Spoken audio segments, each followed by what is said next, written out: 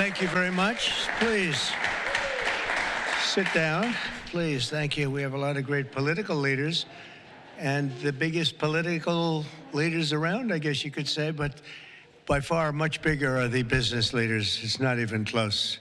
I say that to my friends, the politicians. You have the greatest business leaders in the world here, so it's an honor. And this week we're celebrating the most successful first 100 days of any administration in American history. We're thrilled to welcome to the White House dozens of the world top leaders of all kinds, but in particular business leaders. And since the election, the companies represented in this room have collectively announced more than $2 trillion in new investments, and we have a total of close to $8 trillion all told. And there's never been anything like that in this country. We've never had anything close.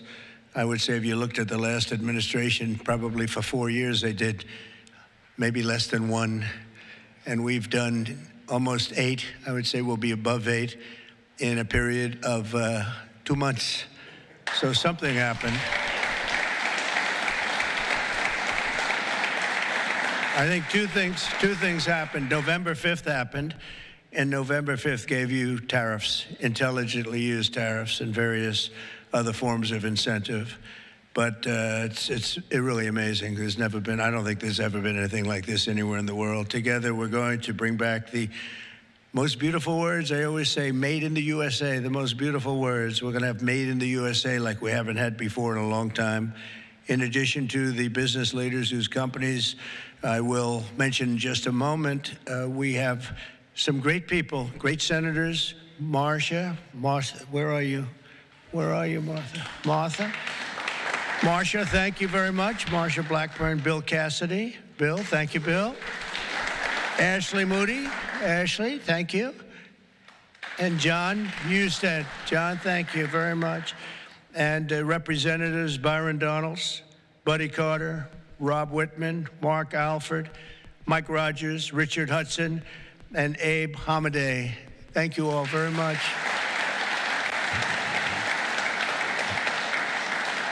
We have Mike Kehoe, governors, Jim Pillen, Kevin Stitt, Mike Dunleavy, along with numerous other members of my cabinet, and I want to thank you all for being here. How come my cabinet has such good locations? You should have given them up to the business leaders. We want their money, you know. They have very good locations. I'm not surprised. 100 days ago this week, we inherited the wreckage of 4 years of economic disaster under the previous administration. It was an economic disaster. It was a disaster at the border like nobody had ever seen before. And you probably see we've closed up the border 99.999%, meaning 3 people got in, 3. As opposed to hundreds of thousands of people coming in on a monthly basis, millions of people actually. There are periods where we had millions and millions of people pouring in on a monthly basis. We had 3 people. They buried companies in crippling regulations, waged war on American energy, pushed massive tax hikes, and gave us the worst inflation in the history of our country. In Biden's final year, the United States had the worst trade deficit ever recorded, and we lost 106,000 manufacturing jobs. Other than that, he's done a fantastic job. But now all that is changing, and all that's changing very fast, because we finally have the president who wants to put our country first. You have a president who believes in America first. In the first quarter GDP numbers just out today, core GDP, now we're removing distortions from imports, inventories, and government spending, was up plus 3%. But this is Biden's economy because we took over on January 20th. And I think you have to get us a little bit of time to get moving. But this is the Biden economy. But we still had and we've had a lot of things happen since November 5th that helped this economy because it was indicating a strong private sector growth. And it only started after November 5th. The private sector started really heating up after the election. Even though I wasn't there, people knew what we were going to be doing, and the private sector growth was actually very good. Very importantly, gross domestic investment was up an incredible 22%, which they had never seen before. Every new investment, every new factory, and every new job created is a sign of strength in American economy and a declaration of confidence in America's future. We really do. We've never seen anything like this. Even Samsung, whose name isn't mentioned here, but I heard that they announced this morning that they're going to be building a very big plant because they want to be able to beat the tariffs. It's the only way to beat them. The entire Trump economic agenda is about making it easier to do business in America, to create jobs in America, to hire American workers, and to build your factories here in America, not in China or any other country.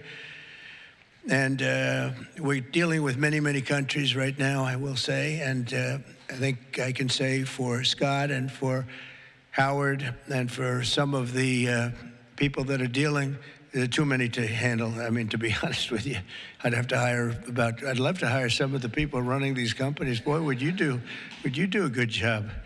I could have Jensen negotiate. He'd blow my people away, wouldn't you? I think even Howard would say that. Howard would say, we'll take them. He'd blow them away. He would make deals. One deal would be the end. That would be it. But we've terminated the Green New scam. It was a scam.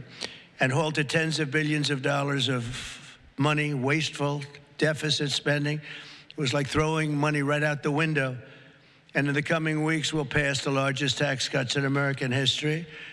And I think even more so, we'll be doing things for business like you've never seen before. You saw it in a little smaller version at the beginning of our last term. You know, we had the most successful 4 years that any president has ever had. The stock market was up 88%. The other markets were up almost 100%. And that's despite COVID and all the crazy things happening. But we had a tremendous 4 years. We've given credit for that, actually. But our big, beautiful bill, as I call it, our big, beautiful bill, we may name it that, actually, will include 100% expensing retroactive to January 20th. So that's all the way back to just about the beginning of the year. So expensing 1 year, you take a deduction 1 year so you can build your factories right now, essentially almost tax-free if you think about it. Nobody's ever been given that. And we're going to make that expensing for a 4-year period at a full 100%. So last time we made it 1 year and you had deductions you'd do from 100% to 80 to 60 to 40 to 20 to Zippo. And now what we're going to do is we're going to keep it at that level, and we're going to have it for 4 years. So I believe that was one of the reasons that we had such unbelievable growth. Also, we allowed you to bring money back from outside of the country. It was impossible. You had to have 15 different law firms representing you. It was so complicated. And worse was that the tax rate was 65%. I lowered the rate substantially, but still a lot. You know, we shouldn't take your money just to hold you hostage, right?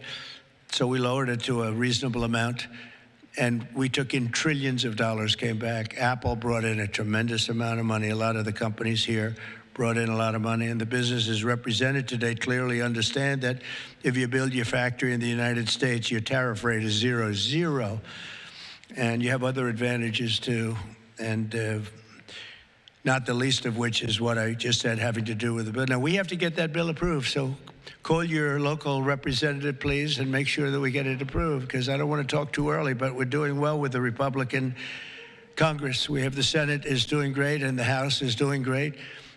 John Thune has been spectacular. Mike Johnson has been spectacular. Marsha, you're in there working very hard and doing well. What do you think? Are we going to get it passed? We have to. Marsha, we don't get it passed, I'm blaming you. We have to. We have to get it passed. We will. I think we will. But I don't think we'll have any Democrat votes. If we don't get it passed, what would happen is your taxes go up 68%. Think of that. And we may not get one vote because they just vote against. It's Trump derangement syndrome, or maybe it's just they hate Republicans, or they hate what we're doing because they've lost their confidence. They've totally lost their confidence. They don't know what the hell is going on. And we are going to get it done. It's probably going to be fully Republican. Fortunately, we have the House, we have the Senate. And we may or may not have a couple of grandstanders, I don't know. But if we do, it would be good if you could work on anybody. I mean, if I were a Democrat, I'd be voting for it 100%.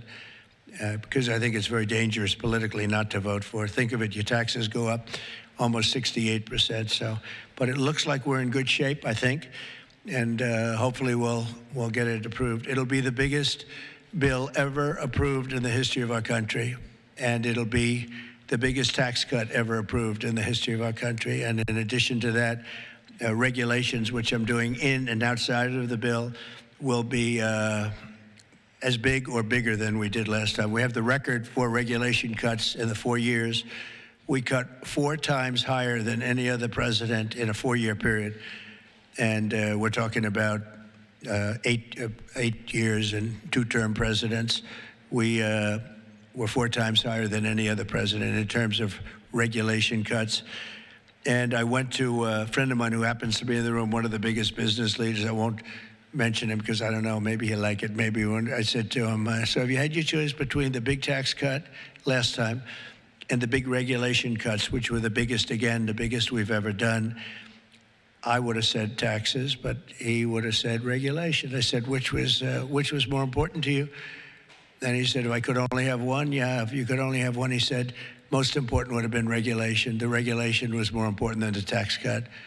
And I mean, we cut your taxes from almost 40% down to 21%. Now we're bringing your taxes down from 21% to 15% if you build your product, make your product in the USA.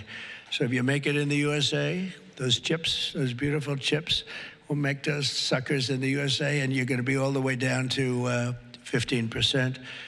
And I think there's never been anything like it. So now we're at the lowest scale for a large country, by far the lowest scale. Our pro-jobs, pro-American economic policies are a major reason that businesses around the world have announced $5 trillion of investment since November 5th, and now we think it's up to plus 8 trillion, and they're really coming in. They're really coming in fast. Some of them don't bother calling us. Some of them don't even want meetings. They just start their plants and start their factories. I want to express my tremendous appreciation to the business leaders here. You are really an amazing group. This is a who's who. I don't want to say, there's an expression if something ever went off, the entire industry would be wiped out, but I won't say that. I want to think very positively, and that could never happen here, could it? But I want to congratulate you all on your incredible success and accomplishments. You've been amazing. You're the biggest and the best. So I'd like to introduce some of you, President and CEO of Hyundai, Jose Munoz. Jose, thank you very much. Fantastic. Jose is investing $21 billion, including $5.8 billion for a new steel plant in Louisiana, which is a beauty. I saw a picture of it, which is going to create at least 1,500 jobs, just the plant alone. Thank you very much, Jose. Beautiful. Chairman and CEO of global shipping giant CMA, CGM, Rodolphe Sade. Thank you, Rodolphe. Thank you very much. Fantastic. Investing $20 billion in creating 10,000 new jobs at least. Thank you very much. That's fantastic. You'll be very happy. President and CEO of Toyota North America, Ted Ogawa, investing $88 billion. Where's Ted? That's fantastic. Thank you, Ted. That's fantastic. Ted's investing $88 million for car production at its West Virginia factory, which is a beauty. I've seen it, actually. Congratulations. Thank you very much for being here, Ted. Co-founder and CEO of Anduril, Brian Schimpf. Oh, Brian. Thank you, Brian. He's investing $1 billion for a new manufacturing facility in Ohio and display. Next to me is their 125-pound Roadrunner drone. Where is that little sucker? Where is it? Which is that? Whoa. That's a nasty-looking thing. That's a nasty. I look up there when I'm having dinner outside. I used to look up and see the moon. Isn't it beautiful? Now you see the moon, but you see drones all over the place. And I say, let's get the hell out of here. That's a good one, isn't it, huh? I can see it. CEO of Worldwide Amazon Stores, Doug Harrington. Thank you very much. Thank you, Doug, very much. Investing $4 billion this year alone, and I know they said they're going to be investing a lot over the next 2 years. We appreciate it very much. Thank you, and say hello to everybody. CEO of Venture Global, Mike Sable. Mike, thank you very much, Mike. Investing $18 billion in liquefied natural gas expansion in Louisiana. That's going to work out good. Thank you very much. President and CEO of Siemens USA, big company, Barbara Humpton. Thank you, Barbara. Thank you very much. Investing $285 million. Executive Global Chairman of Pratt Industries, friend of mine, Anthony Pratt. He's investing $5 billion. Thank you. Thank you, Anthony. I read a report today he's the richest man in Australia, but who the hell knows? Do you think you're the richest man in Australia? Close. I don't like to put you on the spot like that, Anthony, but that's pretty good. Thank you very much. That's great. $5 billion. Founder and CEO, Chobani Hamde Oleaka. Where are you? Thank you very much. Investing $1.2 billion. Thank you very much. CEO of Bell Brands USA, Yvonne Girard. Yvonne, thank you very much. Thank you very much. $350 million. President of Schneider Electric North America, Amar Paul. Amar, thank you very much. Investing $700 million for energy infrastructure in its largest investment in its 135-year history. Chairman and CEO of Johnson & Johnson. Oh, I know, I've heard of that company, huh? My hair looks so beautiful because of your product. Joaquin Duato, $55 billion manufacturing plant and research and development and technology. Thank you very much, $55 billion. That's a lot. But you got to catch up with Apple and some of the others. We got to get you to make a little, you one of the few companies that could do that, right? Chair and CEO of Eli Lilly, a great guy. Every time I talk to him about drug prices, he sweet talks me. He tells me about the middleman. The middleman keeps telling me about the middleman. By the time I leave the meetings, I was telling my people, I say, gee, he's giving us a great bargain. You know, but David, you have done some job. David Ricks, you have done some job. I'll see you later, too. $27 billion, doubling its manufacturing investment in the U.S., and he's got a very hot topic right now going, don't you? This stuff is doing really well, isn't it? Really hot company. Thank you very much, David. CEO of Novartis, Vas Narasimhan, and that's $23 billion. Thank you. Thank you very much. Thank you, Vas. CEO of Genentech, Ashley Mugargi, $50 billion. Whoa, that's a lot of money. Good, thank you, Ashley. That's a big one. CEO of AbbVie, Rob Michael, $10 billion. Thank you very much. Thank you, good company. President and CEO of Thermo Fisher, Mark Casper, $2 billion. Thank you, Mark, very much. Chairman and CEO of Merck, great company, Rob Davis, $9 billion. Thank you very much, Rob. Chairman and CEO of Abbott, Robert Ford, $500 million. Thank you, Robert. Chairman and CEO of a company called IBM. Arvind, where are you? Where are you? Thank you very much. That's fantastic. $150 billion. That's all? That's great. Thank you very much. You've done a great job. You've done a great job with that company, too, I'll tell you. Chairman and CEO of GE Aerospace, Larry Culp. Larry, thank you very much, Larry. And Larry's investing $1 billion in manufacturing across 16 states, and with us as we have the model of their F-110 engine, which I hear is like, I must tell you, I hear it's the hottest engine there is. You got a gold mine over there, Larry, which powers our nation's finest fighter jets and other jets. And your big engine is really something that I hear is beyond anything that has been produced yet. So good luck with it. And Larry, I think we're going to ask you to say a few words, actually. So come on up. Thank you. Thank you. Thank you. Thank you, Mr. President. It's an honor to be here representing all of my colleagues at GE Aerospace. We are today 125 years old, but we are inventing the future of flight. Today, we power 3/4 of the world's commercial airlines and nearly 2/3 of the U.S. military combat jets and helicopters. So what you see here with the F-110 powers 70% of the newest Air Force F-15s and the F-16s. I know you were in Michigan just yesterday. Yeah. This is the engine that will be under wing on the F-15EX Eagle II that the Michigan Air National Guard will soon be flying. We're excited about what's happening at our company. We're investing $1 billion this year, as the President said, across 16 states, not only in our manufacturing footprint, but with so many of the small and mid-sized businesses that constitute our supply chain. There's a lot happening. We're excited about it.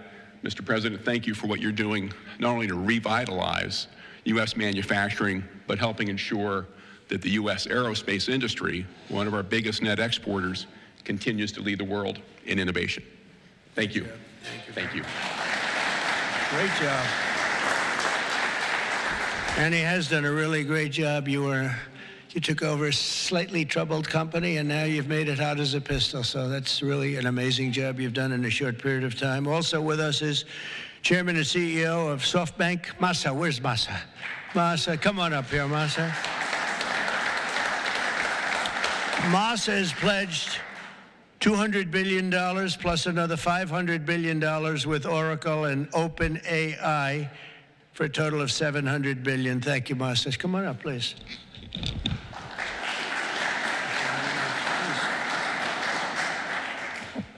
Well, first time of Trump administration, we made an announcement, commitment, $50 billion. We delivered $70 billion over 4 years last time. This time, I tried to commit $100 billion, and President Trump said, "Oh, Masa, go for more." so we did the $200 billion commitment, and then right after that, we SoftBank, OpenAI, Oracle, and MGX together, we announced $500 billion investment. This is the largest investment for infrastructure in the United States, investment.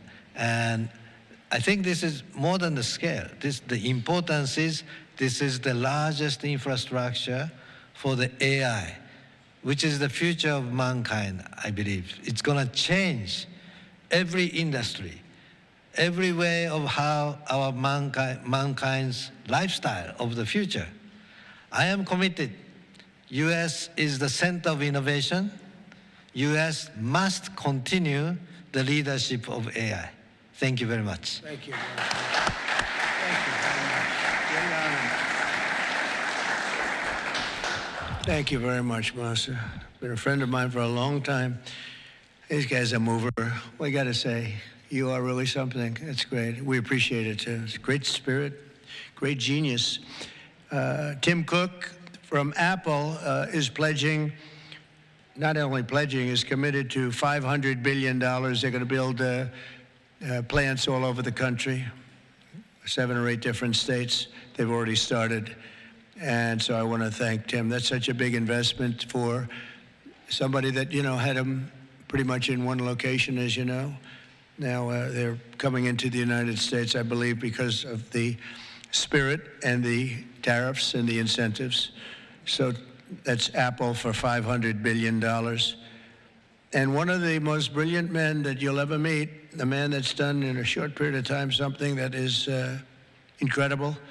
He's the founder, CEO, and president of NVIDIA, Jensen Huang. He's producing up to $500 billion over the next 4 years to manufacture the most powerful AI chips entirely in the USA for the first time ever. Jensen, would you come up and say a few words? This is a smart cookie.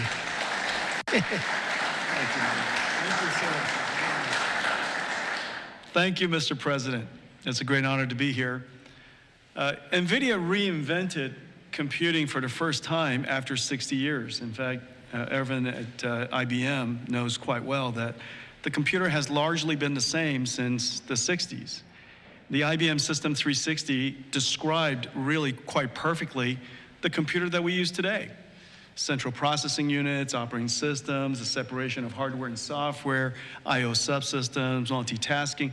All of the words that we use to describe computers today were really invented in 1964, the year after my birth. Well, after all this time, we've reinvented computers again. This is what a processor looks like. It's on the right there. People say it's a GPU. That's one GPU unit, and it's 70 pounds, 60,000 parts, 10,000 watts. In order to manufacture it requires probably a couple of hundred companies in the supply chain. It is so heavy that it requires robotics to do. It's so precise. And just to test a supercomputer requires a supercomputer. And we're going to build NVIDIA's technology, the next generation of that, all here in the United States. Without the president's leadership, his policies, his support, and very importantly, his strong encouragement. And I mean his strong encouragement. Frankly, manufacturing in the United States wouldn't have accelerated to this pace. Manufacturing isn't about low-cost labor anymore. Manufacturing is about technology.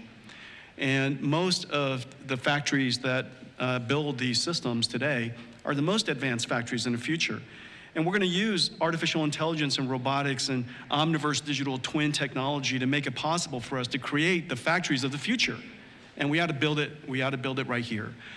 The really amazing thing is that this computer is the engine of a whole new industry. And this new industry is called artificial intelligence. And this new industry is a manufacturing industry in itself. That's a factory machine. Just as several hundred years ago, the dynamo was invented, water would come in and electricity would come out. Now electricity goes into this machine and incredible tokens come out, artificial intelligence. In order for this industry to thrive, we need to build these systems, of course, but we also need a progressive growth and industry-oriented energy policy, which this president has really put his weight behind. I really appreciate that. Without energy, we can't possibly have new growth industries. And we now have the backing of the administration, the backing of President Trump to support the creation of a whole new industry. This industry is going to enable a whole bunch of other industries. What we now call the AI infrastructure is going to revolutionize every industry that we know. All of the many CEOs in the room today are great partners of ours for that reason. We're working on artificial intelligence for many industries, from healthcare to drug discovery to life sciences, financial services, education, so many different industries. And that's going to be possible because we have the fundamental infrastructure here in the United States. And so I want to thank you, sir, for everything that you've done and the strong encouragement and the great policies that make it possible for us. Thank you, sir. Very much. Thanks.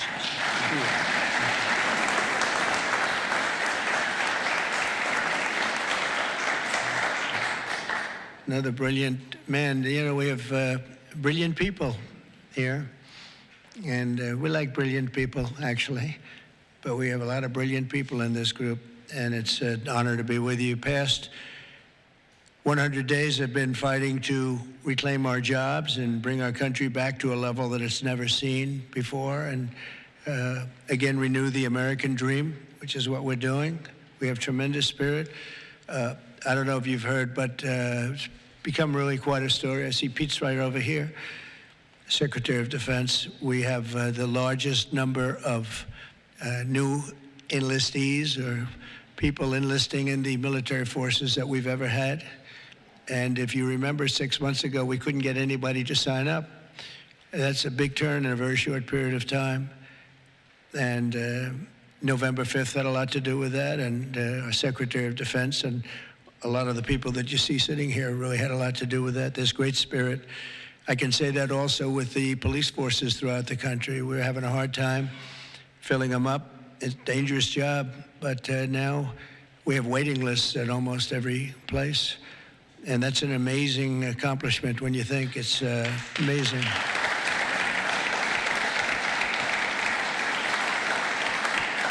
And when I first came here, you remember just 3 months ago, I came in and they started screaming. The fake news was screaming. They were going crazy about eggs. I don't know about eggs. What's with eggs? Tell me. They said, their cost is up 50%, and you won't have them for Easter. I said, well, I'll have to get onto it. But this isn't my problem. This is Biden's problem. I've only been here for 4 days. They're screaming at me about eggs like it was my fault. I just got here.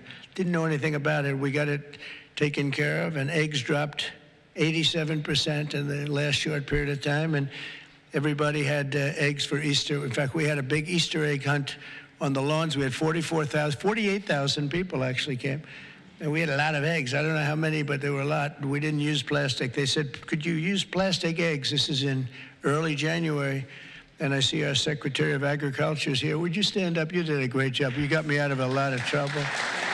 Brooke Rollins. She got me out of a lot because they were trying to blame me for eggs, and I didn't know anything about it yet. Explain it to me. But we had plenty of eggs, Brooke, right, for Easter. There was no dearth. And we have another man in the audience who's maybe the most important man in the room because he's the head of the Environmental Protection Agency, meaning he's the one that approves all your plants. And when Jensen and some of the others came in about numerous of the others, especially having to do with AI, they came in, I learned a lot. Number one, I learned we need double the electricity that we have right now for the whole country, and really more than that. I mean, 2 times would be even better. It was like unlimited thirst for electricity. And at first I said, you know, how's that possible? But that's, whatever it is, it's possible. That machine that you say you can barely lift is, I guess, it sucks up a lot of energy. But we need more than double what we have right now. So you take all of the energy, even the energy in this beautiful, incredible, is this the greatest? I mean, no matter, I don't care where you come from with your $50 billion plant, the White House is the White House, right? You got to see in the Oval Office. If you want to take a trip down to the Oval Office, any of you come down with me. I'll show you a beautiful office. It'll blow your beautiful offices away. They'll stop and they'll say, for a lot of other reasons, but it's a beautiful place. And if you want to, I'm serious, you can do that. But I told Jensen, I told Tim, I told everybody that's building these very big, incredible plants, really plants of the future. They were talking about hooking into the grid. I said, well, you know, the grid is old, and it's subject to mishap. Things can happen, including storms and much worse than storms. And if you want, I'll let you build your own utility plant, your own electric plant along with your building. You can build it inside of the plant, or you can build it outside of the plant. And I went to Lee Zeldin right here, and I said, Lee, we got to get fast approvals for these people. You know, they're going to do the best job. They're going to have the best engineers, the best everything. We'd like to have them build their electric for them. They don't have to go outside. You become a utility. You become a great producer of electric, and if you have any extra, you put it back into the grid if you want, or you sell it back in. But you're going to be able to build, so this way we don't have to worry about, do we have enough? Because if you look at California, they have brownouts, blackouts, and everything else. They don't know what the hell they're doing. Governor doesn't have a clue. But the last thing you want to do is be hooking up to the California grid so that we can go in and you'll say, gee, we have to close down the factory for a couple of days. We have a little brownout going on. So you're going to be able to build your own plant and produce as much electric as your beautiful heart's desire. And that'll be something that nobody's done before. And we're going to ask Lee to get those approved very quickly. And he'll get it approved before you can even imagine. He's great. He's great. He knows the difference. You know, you can take years to get those approved. I would say previous to us, it would be years and years. Or you could take weeks to get them approved, and it'll be just as good. But they don't play games, and they're going to get it done, and they'll get it done very quickly. So that's going to be a big help, because you're going to have unlimited energy, unlimited electricity. And I think it's going to really, we want to stay number one. We're number one right now by a lot. I will say this, if I didn't get elected, I would say get out of the AI business fast. Get out of all business fast, probably. Maybe get out of the country fast, because this country was heading in the wrong direction, but now it's heading in the right direction. I think it's the most consequential 100 days in the history of our country in certain ways. We had an editorial from a group that normally wouldn't give good editorials to people like me. And they said he's the most consequential president because of what he's doing with all of these policies that you're reading about, long beyond the electricity and the plants, having to do with many other things like secure borders and all of the many, many things. I could go down and name them. We're gonna be getting tremendous amounts of drug and pharmaceutical companies going to be pouring into the country. They're going to have to. They're going to have to, and we're going to give them a lot of time to do it. But after that, there's going to be a tariff wall put up, and they won't be happy about it. But they'll be happy if they start building right now.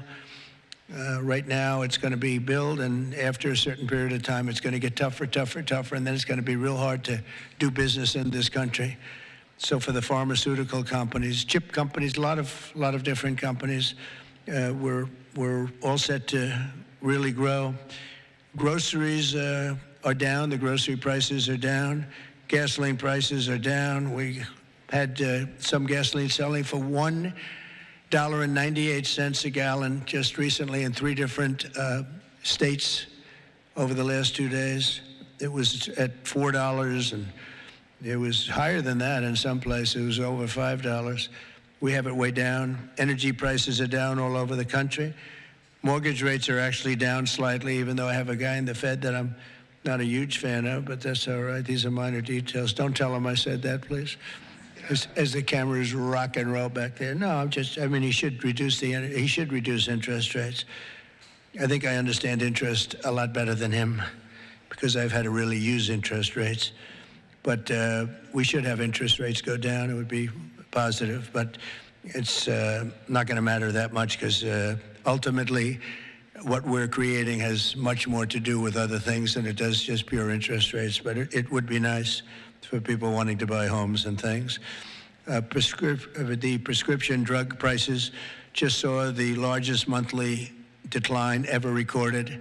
So, David, I'm having a little bit of an impact, at least on you, as I browbeat this guy. And he's got he looks like he's 25 years old. He has this massive company, Eli Lilly, and it has no impact on him whatsoever. But I just see this number just came out. It's the largest monthly decline ever recorded. Yeah, but it's probably about 2%.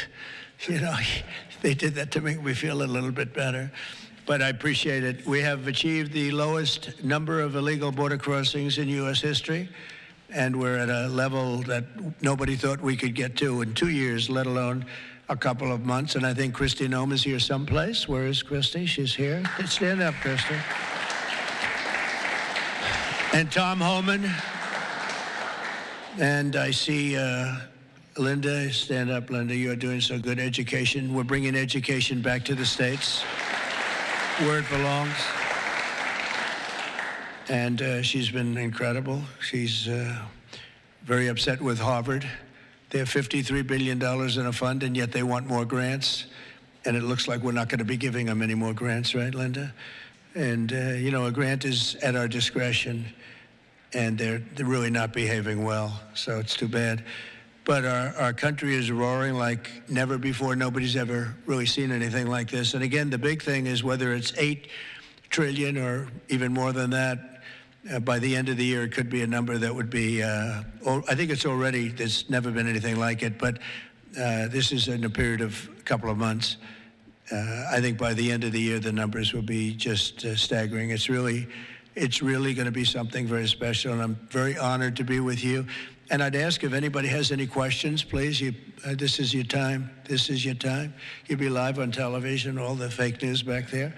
Now that'll keep them down, right? That's the way to keep them down, unless they're bad people, in which case, unless they want to make some news. Would anybody have any questions? Anybody? Business leaders? You want to know anything about depreciation? No? I love it. We've done such a good job, we don't have to take. Howard, would you like to say a couple of words, please?